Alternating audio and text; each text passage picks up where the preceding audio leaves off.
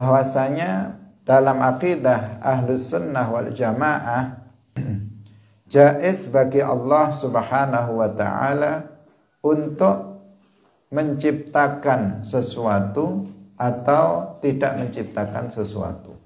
Fi'lu kulli mumkinin aw tarkuhu. Dan tidak ada sesuatu yang wajib dilakukan oleh Allah atau wajib ditinggalkan oleh Allah. Nah, ini sesuatu yang harus digarisbawahi dan dipegangi dengan kuat. Bahwasanya melakukan sesuatu terhadap makhluknya atau tidak melakukan sesuatu terhadap makhluknya itu jaiz bagi Allah, bukan sesuatu yang wajib bagi Allah. Tidak ada sesuatu yang wajib untuk dilakukan oleh Allah terhadap makhluknya, dan tidak ada sesuatu yang harus ditinggalkan, wajib ditinggalkan oleh Allah terhadap makhluknya. Salatullah, salamullah, ala al-hadi, Rasulillah. Assalamualaikum warahmatullahi wabarakatuh.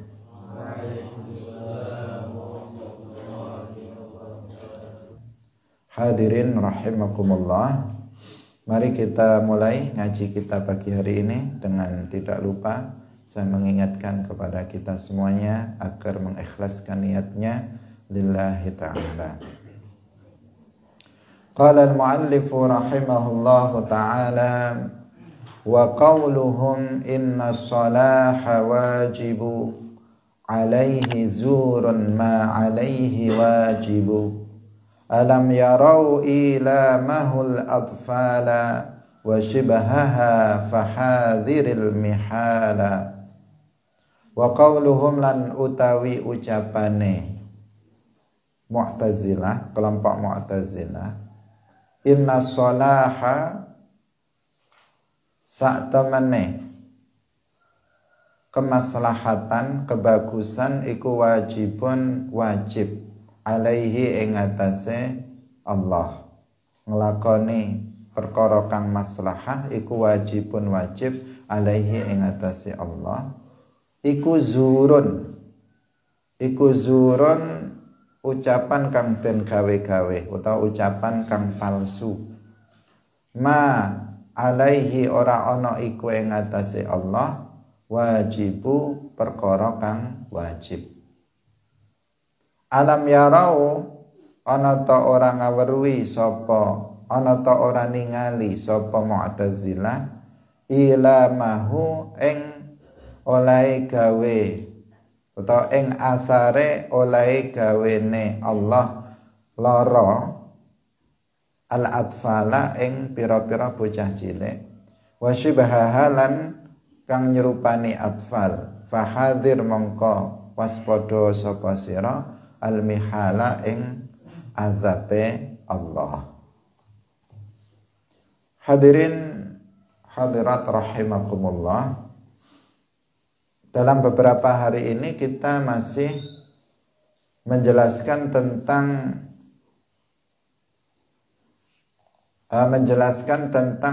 hal yang berkaitan dengan sesuatu yang jaiz bagi Allah Subhanahu wa ta'ala.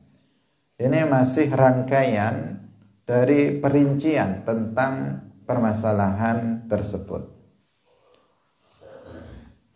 yaitu bahwa telah kita jelaskan dalam beberapa pertemuan dan hari ini juga kita tegaskan kembali bahwasanya dalam akidah Ahlus Sunnah wal Jamaah jaiz bagi Allah Subhanahu wa ta'ala untuk menciptakan sesuatu atau tidak menciptakan sesuatu. Fi'lu kulli mumkinin aw tarkuhu. Dan tidak ada sesuatu yang wajib dilakukan oleh Allah atau wajib ditinggalkan oleh Allah. Nah, ini sesuatu yang harus digarisbawahi dan dipegangi dengan kuat. Bahwasanya melakukan sesuatu terhadap makhluknya atau tidak melakukan sesuatu terhadap makhluknya itu jaiz bagi Allah, bukan sesuatu yang wajib bagi Allah. Tidak ada sesuatu yang wajib untuk dilakukan oleh Allah terhadap makhluknya, dan tidak ada sesuatu yang harus ditinggalkan, wajib ditinggalkan oleh Allah terhadap makhluknya. Ini sebuah kaidah yang perlu kita pegangi. Seperti yang disebutkan dalam kitab Az-Zubat yang kemarin, wa ma 'alal ilahi syai'un yajibu. Tidak ada yang wajib atas Tuhan itu untuk dilakukan ataupun ditinggalkan. Dan dalam kitab ini, dalam kitab Jauharatut Tauhid juga disebutkan ma 'alaihi wajibu. Tidak ada sesuatu yang wajib untuk dilakukan oleh Allah terhadap makhluknya ataupun yang wajib ditinggalkan oleh Allah terhadap makhluknya. Itu enggak ada. Nah, ini akidah Ahlus Sunnah wal Jamaah. Dan akidah ini berbeda dengan akidah Mu'tazilah. Maka dikatakan wa qauluhum, artinya ucapan Mu'tazilah, kelompok Mu'tazilah. Kelompok Mu'tazilah ini salah satu keyakinannya, kemarin kita juga singgung tentang kelompok ini, kelompok Mu'tazilah. Nah, salah satu keyakinan sesat orang Mu'tazilah adalah bahwa mereka mengatakan bahwa Allah itu wajib untuk melakukan sesuatu, untuk menciptakan sesuatu yang maslahat bagi makhluknya. Itu menurut mereka. Nah, jadi mereka mengatakan apa? Mereka mengatakan wajib bagi Allah untuk memberikan sesuatu yang maslahat untuk manusia itu, untuk menciptakan sesuatu yang maslahat untuk manusia itu. Tidak boleh Allah itu, menurut mereka, tidak boleh Allah itu kemudian memberikan sesuatu yang menjadikan madarat bagi makhluknya. Ini pendapat siapa? Pendapat Mu'tazilah yang bertolak belakang dengan keyakinan Ahlus Sunnah wal Jamaah mayoritas umat Islam. Saya ulangi lagi karena ini sesuatu yang penting untuk difahami dengan benar. Menurut Ahlus Sunnah wal Jamaah, menurut kita Ahlus Sunnah wal Jamaah, tidak ada sesuatu yang wajib untuk dilakukan oleh Allah terhadap makhluknya ataupun wajib ditinggalkan oleh Allah terhadap makhluknya. Itu enggak ada. Jaiz bagi Allah untuk melakukan sesuatu atau tidak melakukan sesuatu terhadap makhluknya. Termasuk dalam hal ini adalah menciptakan sesuatu yang maslahah untuk makhluknya. Itu jaiz bagi Allah. Tidak wajib bagi Allah untuk menciptakan atau memberikan sesuatu yang maslahah untuk makhluknya. Tetapi jika Allah Subhanahu wa ta'ala berkehendak untuk memberikan sesuatu yang maslahah untuk makhluknya, maka Allah memberikannya. Dan jika Allah tidak berkehendak untuk memberikan sesuatu yang maslahah untuk makhluknya, maka Allah tidak memberikannya. Jaiz bagi Allah. Maslahah itu apa? Sesuatu yang baik. Nah, sesuatu yang memberi maslahah, sesuatu yang memberi kebaikan bagi manusia. Tidak wajib bagi Allah Subhanahu wa ta'ala menjadikan atau memberikan sesuatu yang itu membawa kebaikan bagi manusia. Tidak wajib.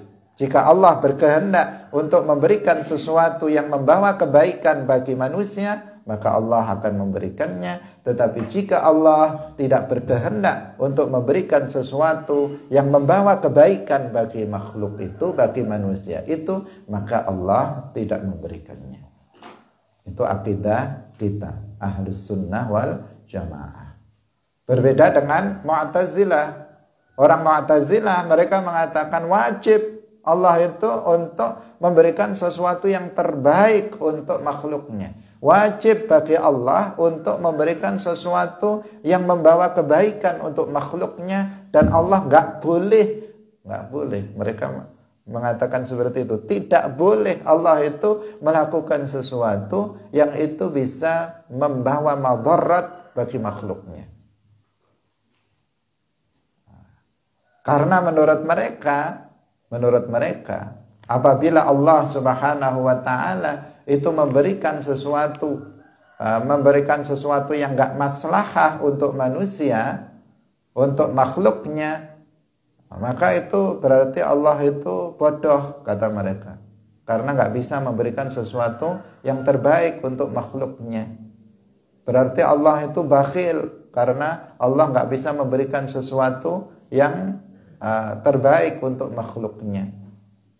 Maka jika Allah tidak memberikan sesuatu yang terbaik untuk makhluknya, maka berhak Allah itu untuk dicela. Karena itu nggak boleh Allah itu dikatakan, karena itu menurut mereka Allah itu wajib untuk memberikan sesuatu yang maslahah atau aslah, yang lebih atau yang terbaik, yang paling baik untuk makhluknya. Hadirin rahimakumullah. Ini perlu sekali untuk kita pahami karena sering kita mendengar ucapan-ucapan yang menunjukkan bahwa yang mengucapkannya itu tidak paham, atau bisa jadi yang mengucapkannya itu berakidah seperti akidah Mu'tazilah. Seperti akidah Mu'tazilah. Ketika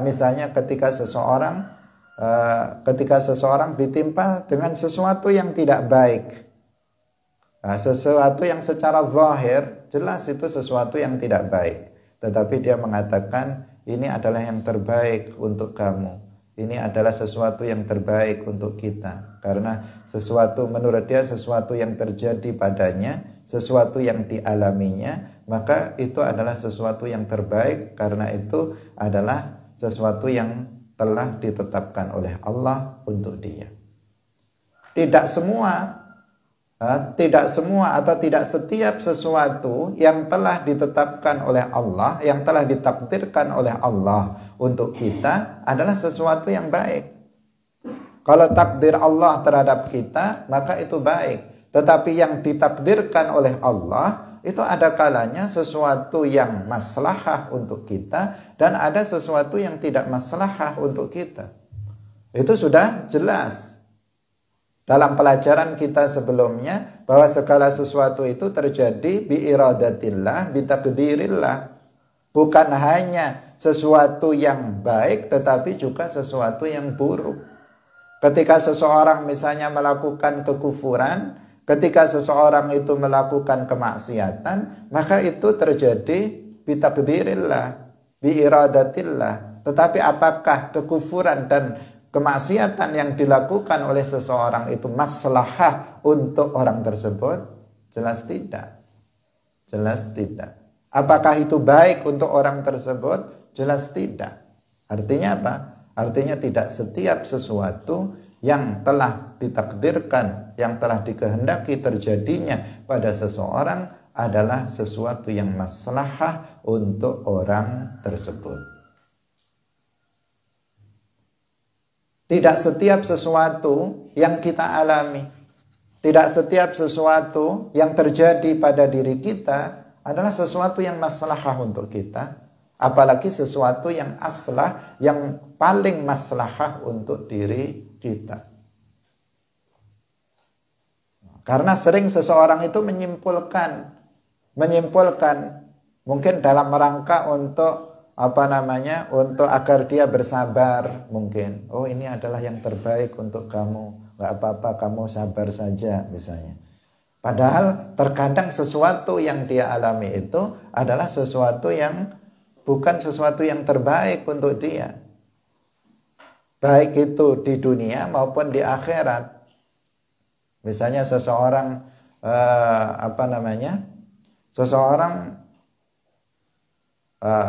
karena sesuatu hal, misalnya karena miskin misalnya, kemudian dia meninggalkan belajar ilmu agama. Karena kondisinya yang miskin, tidak bisa misalnya membiayai belajarnya, mondoknya, kemudian dia meninggalkan pelajarannya dan dia kemudian bekerja. Kemudian ada seseorang mengatakan, nggak apa-apa, ini adalah yang terbaik bagi kamu, karena Allah sudah mentakdirkan kamu seperti itu, maka inilah yang terbaik untuk kamu. Terbaik bagaimana? Dia meninggalkan sesuatu yang lebih sesuatu yang merupakan sesuatu yang sangat mulia, sesuatu kewajiban. Bagaimana dikatakan dia apa yang dia alami adalah sesuatu yang terbaik. Sesuatu yang terbaik, yang paling maslahah bagi dia adalah ketika dia itu belajar ilmu agama, sehingga dia memahami ilmu agama dengan baik. Hadirin yang dirahmati oleh Allah Subhanahu wa taala. Jadi di sini ada dua keyakinan yang saling bertolak belakang antara keyakinan Ahlus Sunnah wal Jamaah dan Mu'tazilah, kelompok Mu'tazilah. Kelompok Mu'tazilah, kelompok ini kelompok yang menyimpang. Yang dahulu mereka dikatakan Mu'tazilah karena mereka memisahkan diri dari jamaahnya Syekh Hasan Al-Basri di Basrah, yaitu Wasil bin Atha, tokohnya Wasil bin Atha yang memisahkan diri dari majelisnya Syekh Hasan Al-Basri, sehingga mereka kemudian i'tazalu, mereka membuat kelompok sendiri karena berbeda pemahaman, berbeda akidah dengan gurunya Syekh Hasan Al-Basri. Dan ini kelompok ini kemudian memiliki keyakinan-keyakinan yang sesat yang sangat banyak. Di antaranya yang kita sebutkan hari ini dan yang kita sebutkan kemarin, bahwa mereka itu berkeyakinan dengan keyakinan Qadariyah. Mu'tazilah mereka juga meyakini keyakinan Qadariyah, seperti yang sudah kita jelaskan dalam pertemuan sebelumnya. Hadirin yang dirahmati oleh Allah Subhanahu wa taala. Kita mengatakan, kita Ahlus Sunnah wal Jamaah, kenapa kita mengatakan bahwasanya tidak ada sesuatu yang wajib dilakukan oleh Allah terhadap makhluknya? Kenapa kita mengatakan seperti itu? Karena seandainya Allah Subhanahu wa ta'ala itu wajib untuk menciptakan sesuatu atau melakukan sesuatu atau meninggalkan sesuatu terhadap makhluknya, maka berarti dia melakukan sesuatu itu tidak sesuai dengan ikhtiarnya, tidak sesuai dengan pilihannya. Berarti dia tidak mukhtar, tetapi dia adalah mukrah. Dia berarti dipaksa untuk melakukan ini dan itu. Dan sesuatu dan yang dipaksa, yang mukrah, yang dipaksa untuk melakukan ini dan itu bukan khaliq, itu adalah makhluk. Seperti halnya kita diharuskan untuk melakukan ini. Dilarang kita untuk melakukan ini. Itu kita karena apa? Kita makhluk. Seandainya dikatakan, sebagaimana dikatakan oleh Mu'tazilah, bahwa Allah wajib melakukan sesuatu yang terbaik untuk makhluknya, niscaya Allah dalam memberikan dan menciptakan sesuatu yang maslahah untuk manusia itu karena dipaksa, bukan karena ikhtiarnya, bukan karena iradahnya. Dan apabila Allah Subhanahu wa ta'ala itu dipaksa dalam melakukan sesuatu dan meninggalkan sesuatu, maka dia bukan khaliq, tetapi dia makhluk. Hadirin rahimakumullah. Karena itu tidak mungkin Allah Subhanahu wa ta'ala itu wajib untuk melakukan ini atau meninggalkan itu terhadap makhluknya. Hadirin yang dirahmati oleh Allah Subhanahu wa taala. Di dalam Al-Qur'an sudah sangat jelas bahwasanya Allah Subhanahu wa taala itu melakukan apa saja sesuai dengan apa yang dikehendakinya. Allah memiliki ikhtiar, Allah memiliki iradah. Jika Allah berkehendak melakukan sesuatu, maka Allah melakukannya. Jika dia tidak berkehendak untuk melakukannya, maka tidak melakukannya. Allah berfirman, fa'alul lima yurid. Fa'alul lima yurid. Allah itu melakukan apa saja sesuai dengan apa yang dia kehendakinya. Jika berkehendak Allah untuk memberikan sesuatu yang maslahah untuk manusia, Allah memberikannya. Jika Allah berkehendak untuk memberikan sesuatu yang madarat untuk manusia, maka Allah memberikannya. Semuanya sesuai dengan apa yang telah dikehendaki oleh Allah Subhanahu wa taala, sesuai dengan apa yang menjadi ikhtiar Allah Subhanahu wa taala. Tidak mengikuti kehendak seseorang, tidak mengikuti kehendak yang lainnya. Karena jika mengikuti kehendak yang lainnya, maka itu namanya apa? Dia mukrah. Hadirin rahimakumullah. Kemudian secara akal juga mereka dikatakan kepada mereka seperti yang disebutkan oleh muallif di sini. Awalam yarau ila mahul atfala wa shibahaha fahadhiril mihala. Wahai orang-orang Mu'tazilah, dikatakan kepada mereka, wahai orang-orang Mu'tazilah, apakah kalian tidak melihat asar dari Allah memberikan rasa sakit kepada anak-anak? Dan yang serupa dengan mereka seperti misalnya binatang. Apa kalian nggak tahu itu? Apa kalian nggak melihat? Ada anak kecil begitu lahir matanya buta. Ada anak kecil begitu lahir langsung sakit, tidak normal. Ada anak kecil begitu lahir langsung pincang kakinya, atau cuman ada tangannya satu misalnya. Apa kamu nggak melihat terjadinya hal-hal yang seperti ini? Padahal anak kecil, bayi ini mereka nggak pernah melakukan dosa. Mereka nggak pernah melakukan dosa. Mereka nggak pernah mencuri, mereka nggak pernah berzina, mereka nggak pernah mabuk, mereka nggak pernah berjudi, tetapi mereka terlahir dalam kondisi cacat, dalam kondisi sakit. Apakah itu sesuatu yang maslahah untuk anak itu, untuk kehidupan dunianya? Tentu bukan sesuatu yang maslahah bagi dia untuk kehidupan dunia dia. Tentu tidak. Tetapi apakah itu menurut kalian azab Allah untuk si anak itu? Tentu tidak. Kenapa? Dia nggak pernah melakukan maksiat. Dia nggak kufur. Dia nggak melakukan maksiat. Tentu itu bukan azab Allah atas anak atau atas bayi tersebut. Tentu saja bukan. Bukan azab Allah Subhanahu wa ta'ala untuk bayi tersebut. Dan itu bukan sesuatu yang maslahah untuk bayi itu. Yang maslahah adalah ketika seseorang lahir dalam keadaan normal, dalam keadaan sehat, dalam keadaan normal. Itu sesuatu yang baik untuk si anak dalam kehidupan dunianya. Dan dia pun belum pernah bermaksiat, sehingga tidak mungkin kalau itu merupakan azab Allah untuk anak tersebut. Artinya apa?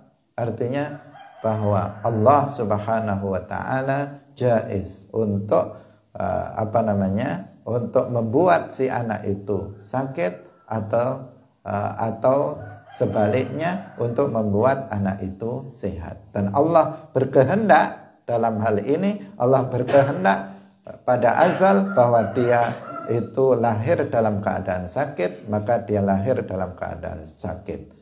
Karena Allah tidak wajib untuk menjadikan anak itu atau memberikan sesuatu yang maslahah untuk kehidupan dunia anak tersebut. Tidak wajib. Karena Allah berkehendak untuk menjadikan dia sakit, ya sakit. Nggak ada yang mengatur Allah. Kenapa kamu, ya Allah, misalnya menjadikan dia sakit, wong dia nggak pernah kufur kepada kamu, dia nggak pernah bermaksiat kepada kamu. Kenapa kamu jadikan dia sakit? Kamu harus menjadikan dia sehat. Nggak ada yang memaksa seperti itu. Allah fa'alul lima yurid. Allah melakukan apa saja sesuai dengan apa yang dikehendakinya. Sakitnya anak kecil yang tidak berdosa, terkadang binatang yang nggak pernah berdosa sama sekali, mereka mengalami sakit. Tentu sesuatu sakit bukan sesuatu yang maslahah bagi dunia orang tersebut. Sementara dia tidak melakukan, belum pernah melakukan dosa. Itu menunjukkan bahwa memberikan sesuatu yang maslahah atau tidak itu jaiz bagi Allah, bukan sesuatu yang wajib bagi Allah Subhanahu wa ta'ala.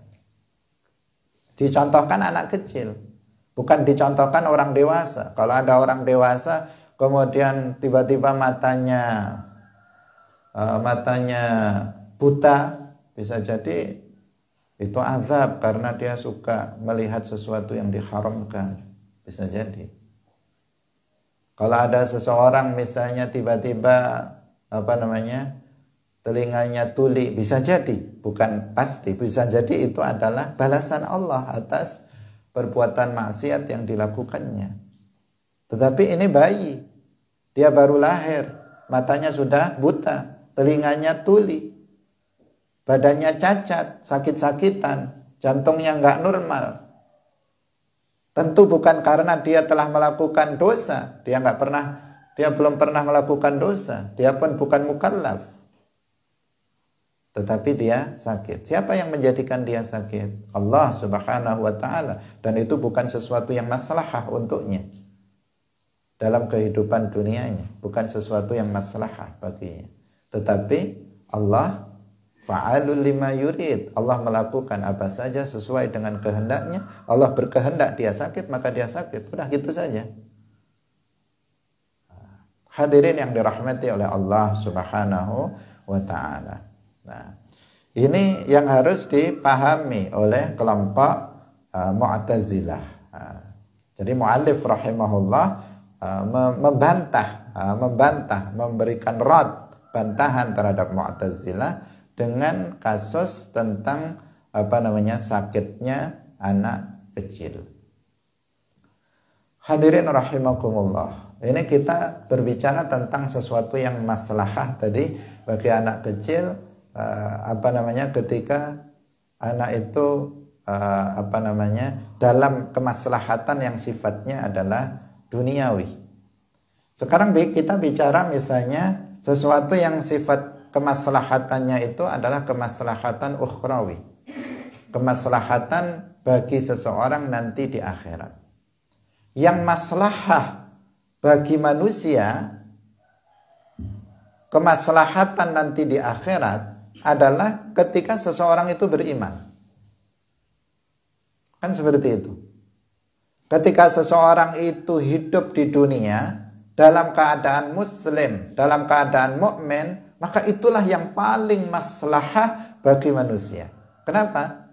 Karena dengan seseorang hidup di bumi ini, hidup di dunia ini dalam keadaan muslim mukmin, maka di akhirat nanti dia akan menjadi penduduk surga.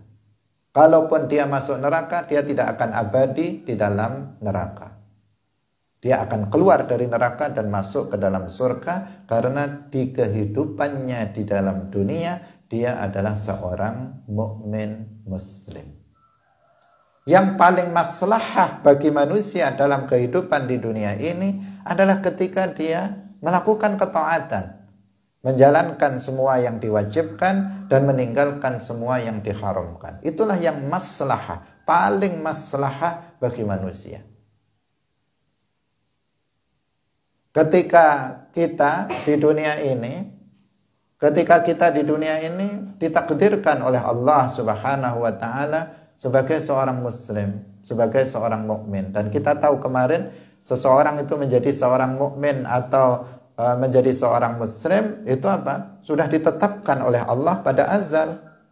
As-sa'id, seseorang menjadi as-sa'id ahlul jannah sebagai seorang yang mati dalam keadaan muslim, mukmin, itu adalah sesuatu yang telah ditakdirkan oleh Allah pada azal. Telah dicatat di Lauhil Mahfuz. Dan itu ketika seseorang ditakdirkan oleh Allah sebagai seorang muslim, mukmin, maka itu sesuatu yang paling maslahah bagi manusia itu.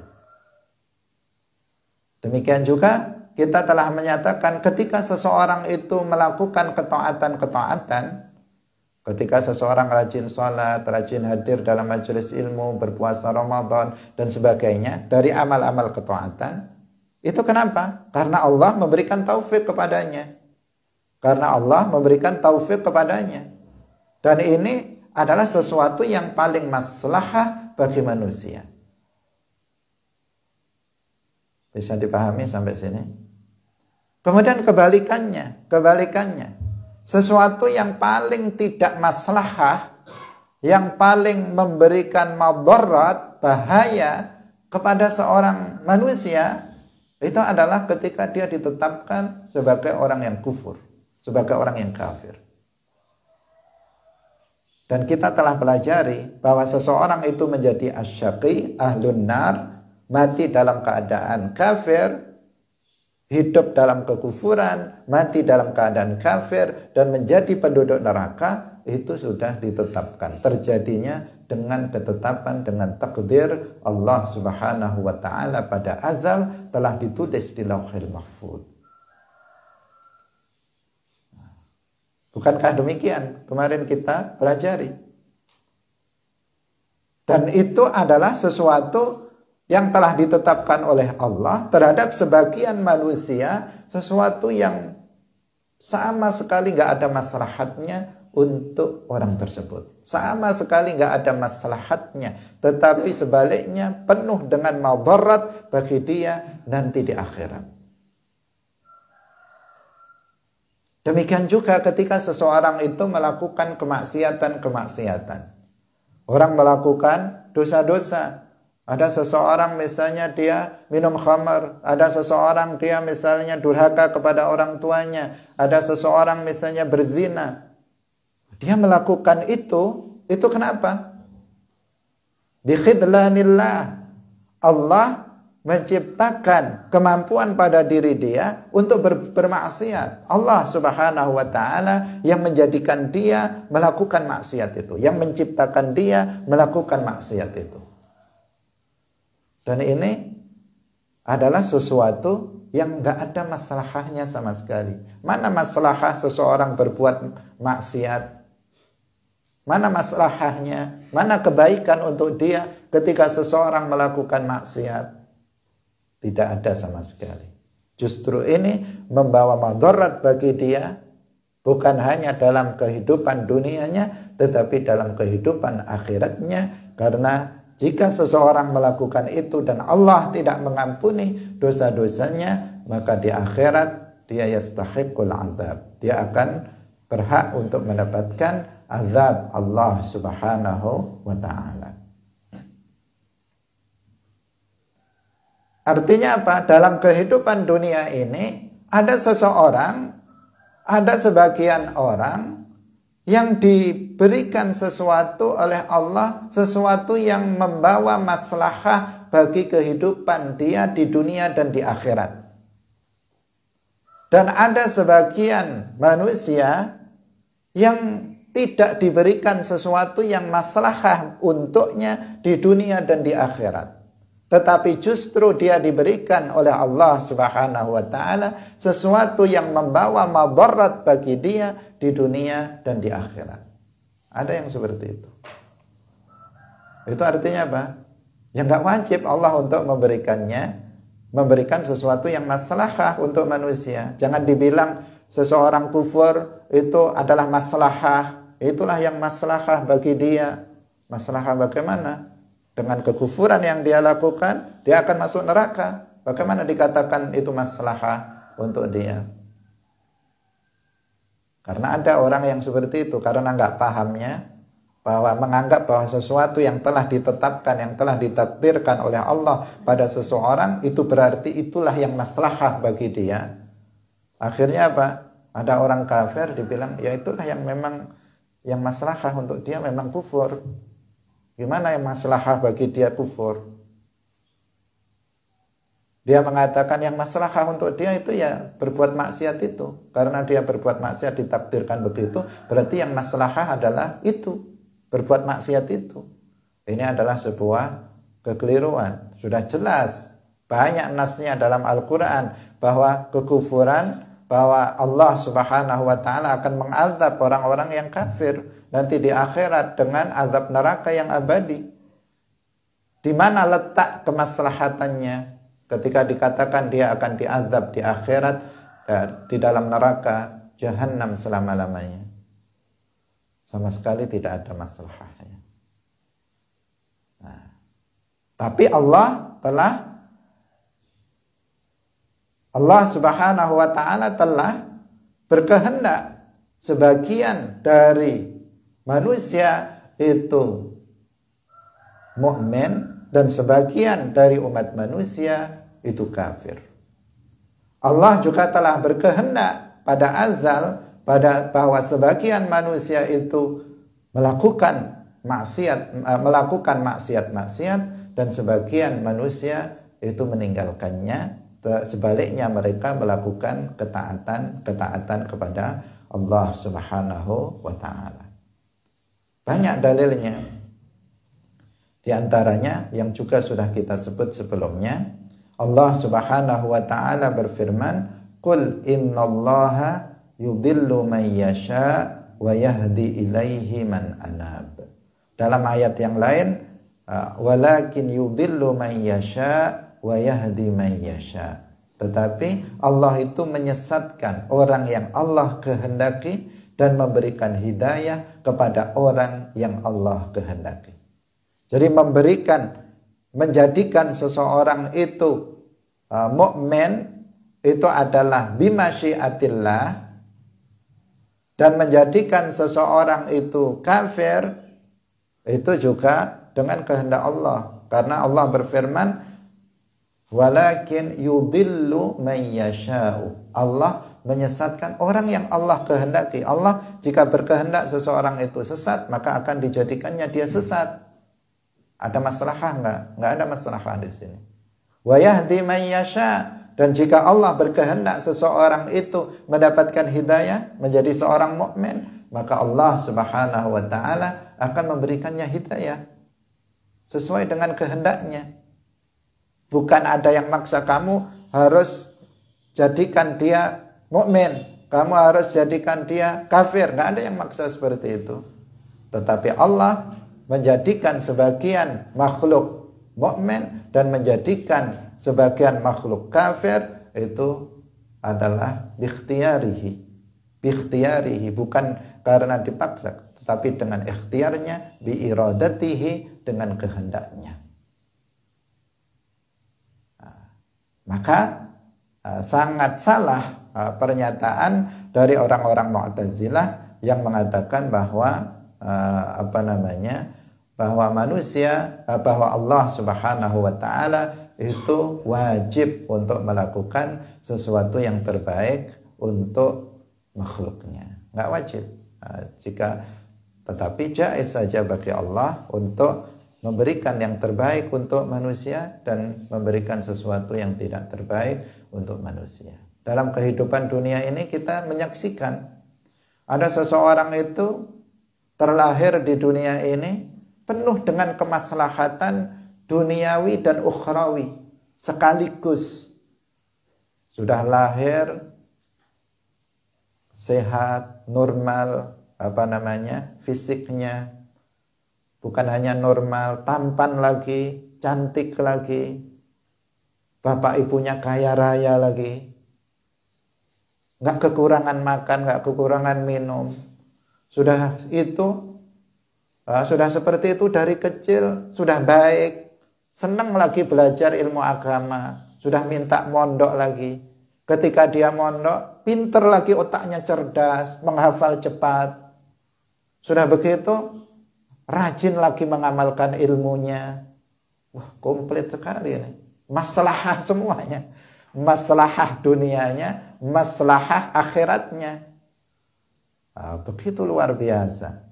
Apa yang dia terima, yang dia berikan, yang dia tetapkan oleh Allah Subhanahu wa ta'ala. Ada lagi seseorang yang diberikan kemaslahatan duniawinya, tetapi kemaslahatan ukhrawinya tidak. Lahir dalam keadaan sehat, kemudian kaya, banyak rizkinya, tampan, cantik, nasabnya baik, tetapi dia nggak mau belajar ilmu agama. Tetapi dia nggak mau mengamalkan syariat Islam. Sehingga kemudian dia celaka nanti di akhirat. Dia diberi kemaslahatan duniawi, tidak diberikan kemaslahatan ukhrawi. Ada juga yang sebaliknya, seseorang diberikan kemaslahatan ukhrawi, tidak duniawi. Lahir dalam keadaan misalnya kurang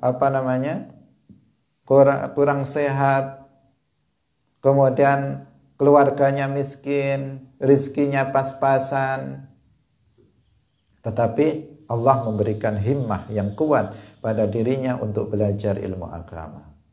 Dia kuat kecerdasannya sehingga dia mudah dalam memahami ilmu-ilmu agama. Kemudian dia menjadi orang yang soleh. Di dunia dia tidak mendapatkan kemaslahatan, tetapi untuk akhiratnya dia akan mendapatkan kebahagiaan, kemaslahatan yang luar biasa. Ada berbagai macam, dan itu semuanya memberikan maslahah yang seperti itu kepada para hambanya, kepada makhluknya adalah jaiz bagi Allah, bukan kewajiban bagi Allah Subhanahu wa ta'ala. Kewajiban kita adalah untuk menerima apa yang telah ditakdirkan oleh Allah Subhanahu wa ta'ala untuk kita. Apabila takdir Allah untuk kita berupa sesuatu yang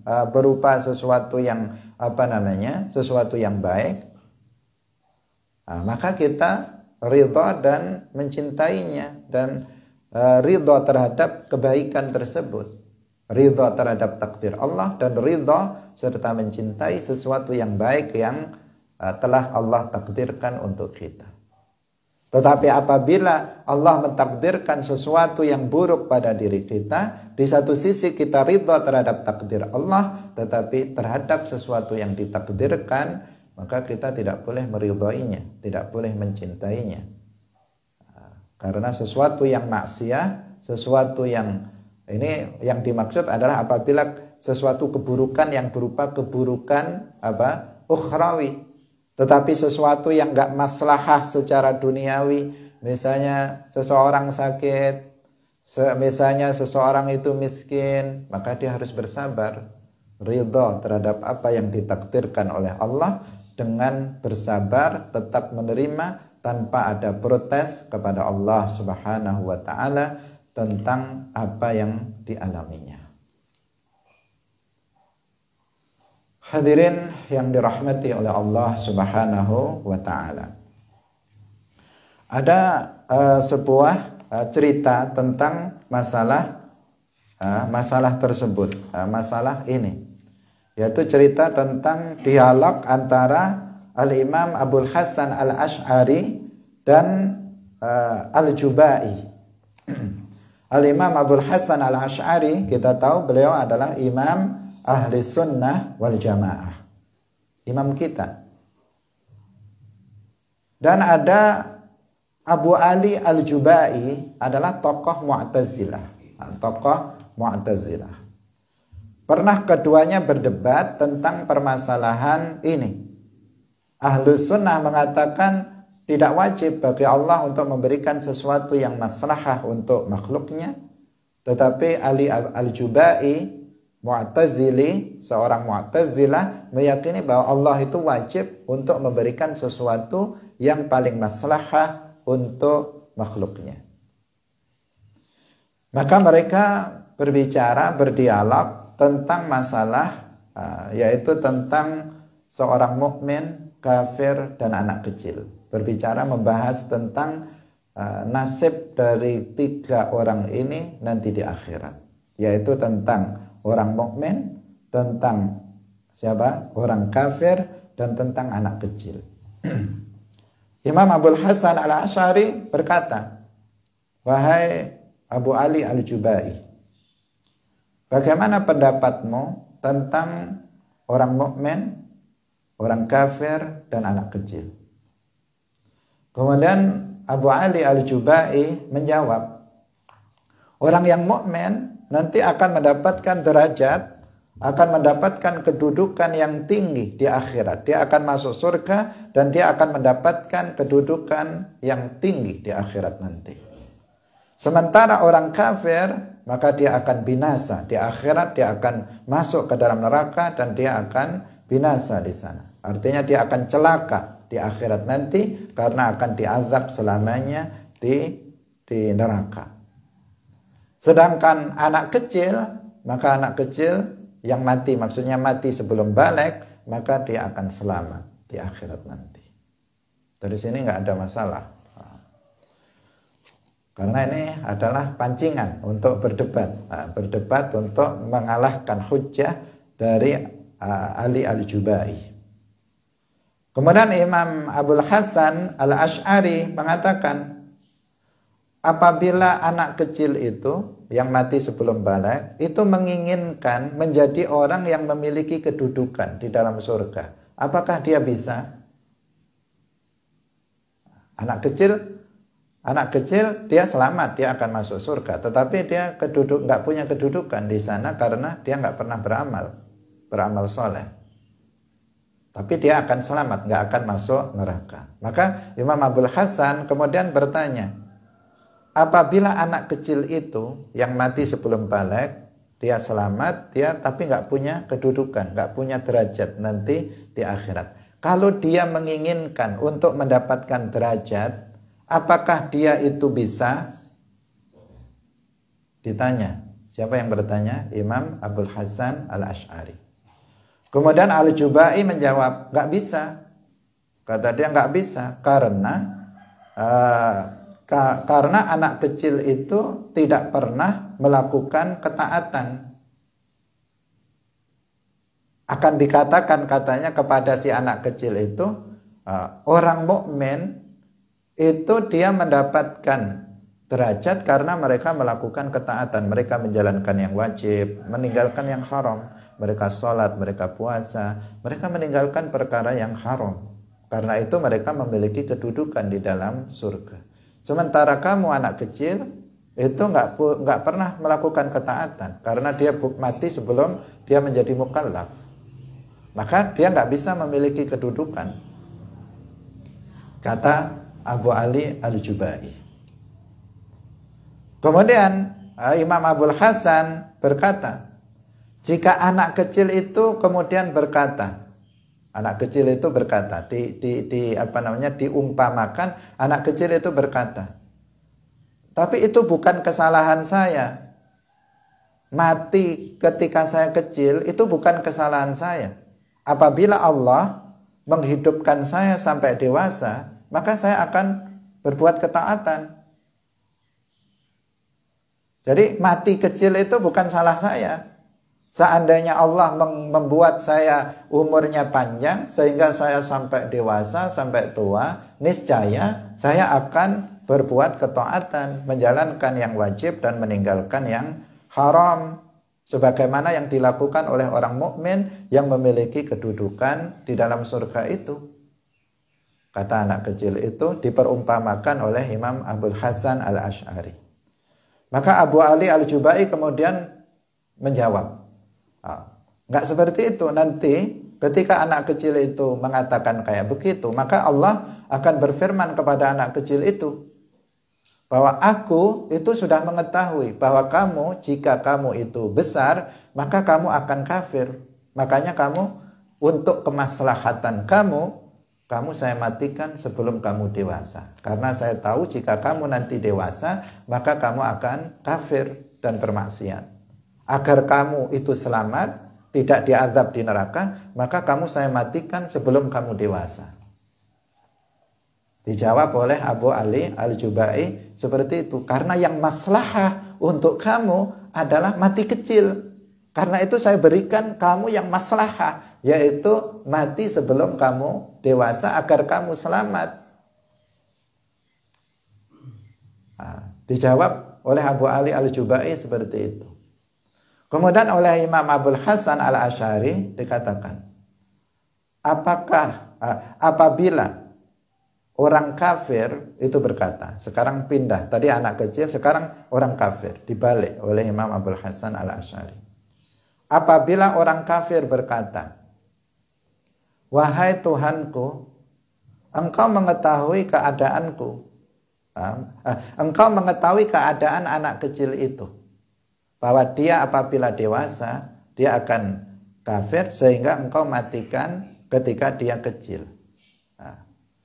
Dan engkau, sebagaimana engkau juga mengetahui keadaanku juga, engkau mengetahui keadaan anak kecil itu, bahwa dia akan kafir ketika dia dewasa.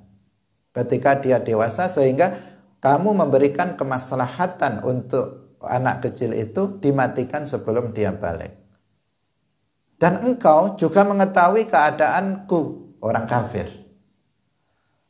Kenapa engkau tidak menjaga kemaslahatanku seperti halnya engkau menjaga kemaslahatan anak kecil ini?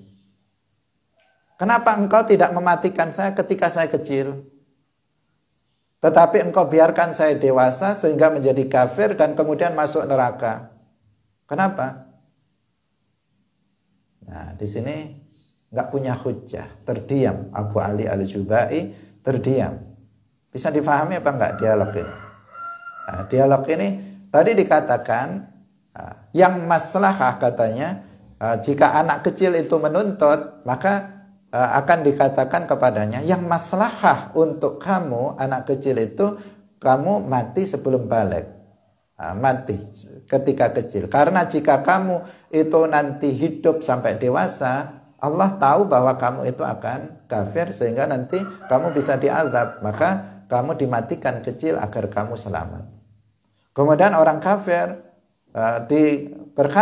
orang kafirnya berkata, Allah juga mengetahui keadaan orang kafir. Tetapi kenapa orang kafir ini dibiarkan dewasa menjadi kafir, kemudian dia masuk neraka sehingga dia tidak mendapatkan kemaslahatannya?